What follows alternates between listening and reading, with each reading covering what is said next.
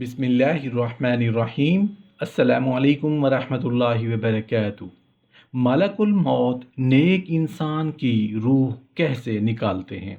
नबी करीम सल्लल्लाहु अलैहि वआलिहि वसल्लम ने इरशाद फरमाया कि जब मोमिन आदमी आखरत की तरफ जाने लगता है और दुनिया से मुंह मोड़ लेता है तो मलकुल मौत उसके पास आता है और उसके सरहाने बैठ जाता है, और उसके साथ और फरिश्ते भी जन्नत के का तोहफा लेकर आते हैं और जन्नत की खुशबू लाते हैं और जन्नत का लिबास लेकर आते हैं, और उसके सामने हद नज़र दो सफ़ों में बैठ जाते हैं।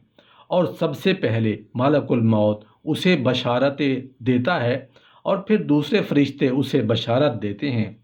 तो उसकी रूह जिस्म से इस तरह आराम से निकलती है जिस तरह पानी का कतरा छागल से। सिर्फ इस बशारत की वजह से जो मलकुल मौत उसे देता है, और जब उसकी रूह निकल जाती है तो फरिश्ते उसे एक लम्हा के लिए भी वहाँ नहीं छोड़ते, बल्कि अपनी निगरानी में लेकर उन्हें तोहफों के साथ जो वो आसमान से लेकर आए थे। एक और रिवायत में नेक इंसानों की रूह निकालना कुछ इस तरह बयान किया गया है कि जब किसी मोमिन की वफ़ात का वक्त करीब आता है तो अल्लाह ताला मलकुल मौत से फरमाते हैं कि मेरे फ़लाँ बंदे के पास जाओ, उसकी रूह ले आओ। मैंने उसका खुशी और गम दोनों में इम्तिहान ले लिया, वो ऐसा ही निकला जैसा मैं चाहता था। उसको ले आओ ताकि दुनिया की मुशक्क़तों से उसको राहत मिल जाए। मालकुल मौत 500 फरिश्तों की जमात के साथ उसके पास आते हैं और उन सब के पास जन्नत के कफन होते हैं। उनके हाथों में रेहान के गुलदस्ते होते हैं जिनमें हर एक में 20-20 रंग होते हैं और हर रंग में नई खुशबू होती है, और हर एक सफ़ेद रेशमी रुमाल में महकता हुआ मुश्क होता है। मलकुल मौत उसके सरहाने बैठते हैं और फरिश्ते उसको चारों तरफ से घेर लेते हैं और उसके जिस्म के हर हिस्से पर अपना हाथ रखते हैं, और ये मुश्क वाला रुमाल उसके सामने खोल देते हैं। उसके दिल को जन्नत की नई नई चीज़ों से बहलाया जाता है, जैसा कि बच्चे के रोने के वक्त उसके घर वाले मुख्तलिफ चीज़ों से उसका दिल बहलाते हैं। कभी उसकी रूहें सामने कर दी जाती हैं, कभी वहाँ के फल, कभी उम्दा उम्दा लिबास, गर्ज मुख्तलिफ चीज़ें उसके सामने की जाती हैं और उसकी हूरें खुशी में कूदने लगती हैं।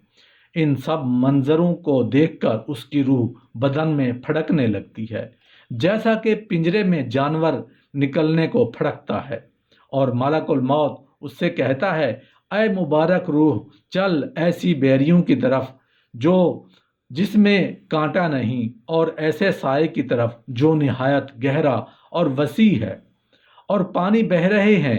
ये चंद मंजरों के तरफ इशारा है जो कुरान पाक में सूरह वाक़िया में बयान हुए हैं। मलकुल मौत ऐसी नरमी से बात करता है जैसा कि माँ अपने बच्चे से बात करती है, क्योंकि उसको ये बात मालूम होती है कि ये रूह अल्लाह पाक के यहाँ मुकर्रब है। वो इस रूह के साथ लुत्फ से पेश आता है ताकि अल्लाह ताला उस फरिश्ते से खुश हों, और वो रूह बदन में से ऐसी सहूलत से निकलती है जैसा कि आटे में से बाल निकल जाता है। जब रूह निकलती है तो सब फरिश्ते उसको सलाम करते हैं, जन्नत में दाखिल होने की बशारत देते हैं। जब वो रूह बदन से जुदा होती है तो वो बदन से कहती है, अल्लाह ताला तुझको जज़ाए खैर दे, तू तो अल्लाह की बंदगी और इताअत में जल्दी करने वाला था, उसकी नाफरमानी में सुस्ती करने वाला था।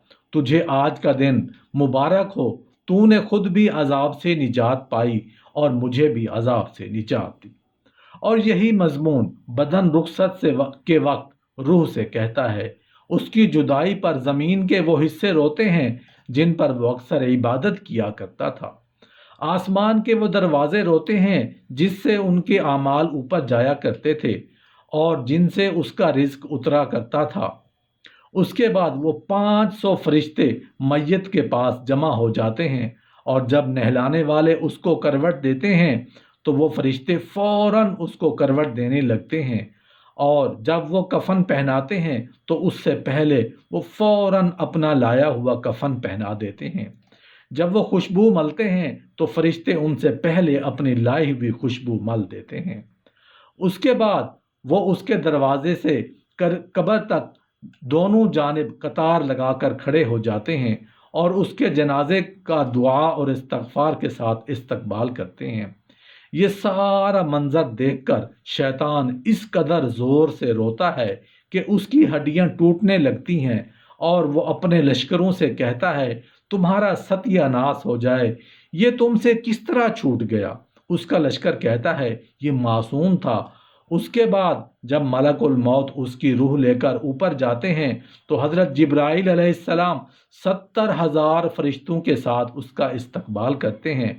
یہ فرشتے اس کو اللہ تعالیٰ کی طرف سے بشارتیں دیتے ہیں۔ اس کے بعد جب ملک الموت اس کو عرش تک لے جاتے ہیں تو وہاں پہنچ کر وہ روح سجدے میں گر جاتی ہے۔ اللہ تعالیٰ کا ارشاد ہوتا ہے میرے بندے کی روح کو سلامتی والی جگہ پہنچا دو۔ جب اس کی لاش قبر میں رکھی جاتی ہے تو اس کی نماز اس کے دائیں طرف آ کر کھڑی ہو جاتی ہے، روزہ بائیں طرف کھڑا ہو جاتا ہے، قرآن پاک کی تلاوت اور اللہ کا ذکر اس کے سر کی طرف کھڑا ہو جاتا ہے، اور نماز کی طرف سے جو قدم چلے ہوتے ہیں وہ پاؤں کی طرف کھڑے ہو جاتے ہیں، اور مصیبتوں اور گناہوں سے صبر کرنے پر اس کا صبر قبر کی جانب کھڑا ہو جاتا ہے۔ اس کے بعد عذاب اس قبر میں اپنی گردن نکالتا ہے اور مردے تک پہنچنا چاہتا ہے، لیکن اگر وہ دائیں جانب سے آتا ہے تو نماز اس کو کہتی ہے کہ پرے ہٹ جا، یہ شخص خدا کی قسم دنیا میں ہمیشہ مشقت اٹھاتا رہا، ابھی ذرا راحت سے سویا ہے۔ پھر وہ عذاب جب بائیں جانب سے آنے لگتا ہے تو روزہ اسی طرح اس کو ہٹا دیتا ہے۔ پھر وہ عذاب سر کی طرف سے آتا ہے تو تلاوت قرآن پاک اور ذکر اس کو روک دیتے ہیں کہ ادھر کو تیرا راستہ نہیں۔ غرض یہ کہ وہ عذاب جس جانب سے آنا چاہتا ہے اس کو راستہ نہیں ملتا، اس لیے اللہ کے نیک لوگوں کو ہر جانب سے عبادتوں نے گھیر رکھا ہوتا ہے، وہ عذاب سے عاجز ہو کر واپس چلا جاتا ہے، اور اللہ پاک ہم سب کا خاتمہ ایمان پر فرمائے اور نیک روحوں کے ساتھ برتا جانے والا نیک سلوک عطا فرمائے، اور جو مسلمان اس جہان فانی سے پہلے جا چکے ان کے درجات کو بلند فرمائے۔ آمین یا رب العالمین۔